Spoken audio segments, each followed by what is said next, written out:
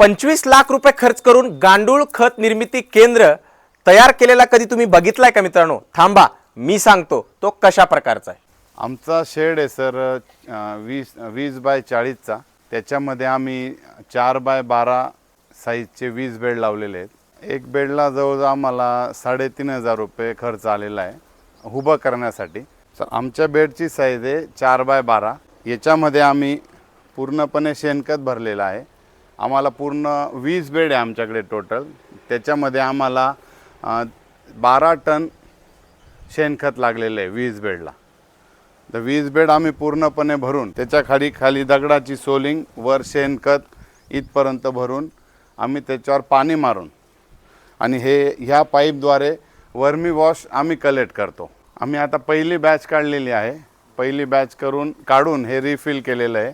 पहिल्या बॅचमधून आम्हाला जवळजवळ 6 टन गांडूळ खत आपल्या नळीने पाणी मारतो। पूर्ण ओलं करावं लागतं खालीपर्यंत पाणी गेल्यानंतर या पाईपमधून पाणी बाहेर येतं, म्हणजे आपल्याला कळतं की खालीपर्यंत पाणी गेलेलं आहे। जवळजवळ आपल्याला 70 दिवस लागले एक बॅच काढण्यासाठी आणि हे तुम्ही खत पाहू शकतात। ह्या क्वालिटीचं खत आपण तयार केलेलं आहे। तर सध्या 11 रुपये किलोने गांडूळ खताची विक्री करत आहोत।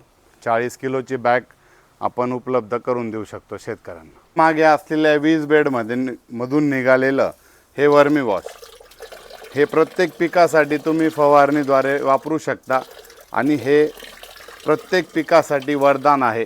या पूर्ण शेडसाठी आणि बेड वगैरे हा सर्व खर्च धरून आपल्याला जवळजवळ 25 ते 28 लाख रुपये लागलेले आहेत आणि आपण त्याच्यामधून पहिलं उत्पन्न जे काढलेलं आहे ते 66,000 रुपयाचं। याच्यानंतर आपल्याला खर्च दुसरा काहीच नाही, फक्त शेणखताचा खर्च राहील। गांडूळ त्यांचं काम करत राहतं आणि त्यांचं प्रजनन कंटिन्यू वाढत राहतं।